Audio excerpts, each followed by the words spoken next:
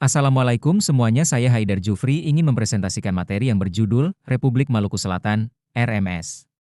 Langsung saja kita masuk materi yang pertama, yaitu gambaran umum RMS. Republik Maluku Selatan, RMS, adalah gerakan separatis yang muncul pada tahun 1950 di wilayah Maluku Selatan. Gerakan ini bertujuan memisahkan diri dari Negara Kesatuan Republik Indonesia, NKRI, dan membentuk negara sendiri. RMS muncul pada masa awal kemerdekaan Indonesia ketika kondisi politik dan keamanan nasional belum stabil. Kondisi Indonesia pasca kemerdekaan. Setelah proklamasi 1945, Indonesia masih menghadapi banyak tantangan, seperti konflik politik, ekonomi yang belum stabil, serta ancaman separatisme di berbagai daerah. Salah satunya adalah pembentukan Negara Indonesia Timur, NIT, oleh Belanda sebagai bagian dari negara federal. Negara Indonesia Timur NIT. Maluku pernah menjadi bagian dari Negara Indonesia Timur, NIT, ketika Indonesia kembali ke bentuk negara kesatuan dan NIT dibubarkan. Muncul ketidakpuasan dari sebagian elit Maluku yang merasa hak dan kepentingannya tidak terakomodasi dalam NKRI. Latar belakang munculnya RMS. Faktor utama munculnya RMS antara lain sebagai berikut. Yang pertama adalah ketidakpuasan elit Maluku terhadap pembubaran NIT. Yang kedua, kekhawatiran akan dominasi pemerintah pusat. Ketiga, peran manton tentara KNIL yang tidak ingin bergabung dengan TNI. Dan yang terakhir adalah pengaruh politik Belanda yang masih kuat. Kedua, proklamasi RMS. RMS diproklamasikan pada 25 April 1950 oleh Dr. Chris Soumokil di Ambon. Proklamasi ini dilakukan tanpa dukungan luas dari masyarakat Maluku dan bertentangan dengan Konstitusi Indonesia. Sikap pemerintah Indonesia. Yang pertama, bertentangan dengan kedaulatan NKRI. Yang kedua, mengancam persatuan dan kesatuan bangsa.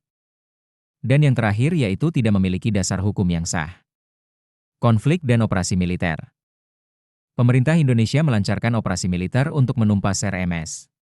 Pada akhir tahun 1950, kekuatan RMS di Maluku berhasil dilemahkan dan wilayah tersebut kembali berada di bawah kendali NKRI. Dampak konflik di Maluku. Ada korban jiwa di kalangan masyarakat sipil, kerusakan infrastruktur, dan terakhir trauma sosial dan ketegangan antar kelompok masyarakat. RMS di pengasingan. Sebagian pendukung RMS melarikan diri ke Belanda dan membentuk pemerintahan RMS di pengasingan. Hingga kini, gerakan tersebut masih ada secara simbolis, namun tidak memiliki kekuasaan nyata. Akhir dari gerakan RMS adalah bencana banjir Bandang Aceh memberikan banyak pelajaran penting bagi masyarakat dan pemerintah.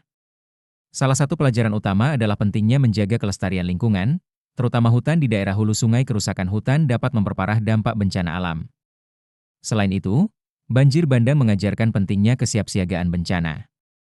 Masyarakat perlu memahami tanda-tanda alam, mengikuti peringatan dini, dan mengetahui jalur evakuasi untuk mengurangi risiko korban jiwa. Pengakuan internasional. Banjir Bandang Aceh merupakan bencana alam serius yang terjadi akibat faktor alam dan ulah manusia, seperti curah hujan tinggi dan kerusakan lingkungan. Bencana ini menimbulkan dampak besar, mulai dari korban jiwa, kerusakan lingkungan, hingga kerugian ekonomi dan sosial bagi masyarakat. Nilai yang dapat dipetik ada kesadaran akan lingkungan, kesiapsiagaan bencana, kerjasama berbagai pihak dan tanggung jawab bersama. Kesimpulan dari materi yang saya bawakan kali ini adalah Republik Maluku Selatan, RMS, merupakan gerakan separatis yang muncul pada masa awal kemerdekaan Indonesia. Gerakan ini gagal dan tidak diakui secara internasional.